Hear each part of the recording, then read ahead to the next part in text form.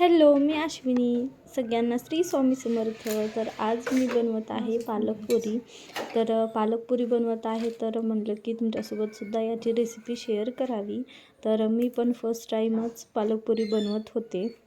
याच्या अगोदर ना कधी काही मी पालकपुरी बनवलेली नाही. याची रेसिपी मी यूट्यूबवर पाहिली आणि त्यानंतर मग ती मी पालकपुरी बनवत आहे. आणि त्याचबरोबर म्हटलं तर ना काही गोष्टी फर्स्ट टाईम बनवताना मनामध्ये एवढी धाकधूक होत असते की व्यवस्थित होते की नाही, त्याची चव कशी लागते किंवा आपल्या हातून काही बिघडतं आहे की काय. तर मला असं सारखं वाटत होतं.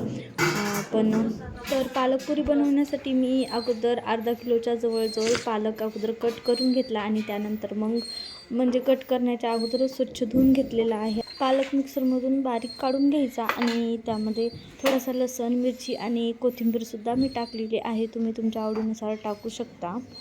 तर हे छान मिक्सरमधून काढल्याच्या नंतर मी 3 वाटी गव्हाचं पीठ आणि थोडंसं डाळीचं पीठ, त्याचबरोबर चवीनुसार मीठ आणि बारीक केलेले जिरे आणि ओव्याची पूड टाकलेले आहेत. मी जिरे आणि ओव्याची पूड थोडी जास्त प्रमाणात टाकली आहे कारण की त्यामुळं ना छान चव येते. आणि त्याच्यामध्ये थोडंसं तेलसुद्धा टाकायचं आहे. तर तेल थंड न टाकता ते थोडंसं गरम करायचं आणि नंतर मग ते पिठामध्ये टाकायचं. त्याचं कारण म्हणजे ना त्यामुळं पुरी एकदम अशी खुसखुशीत बनते आणि चवीलासुद्धा छान लागते त्यामुळंच.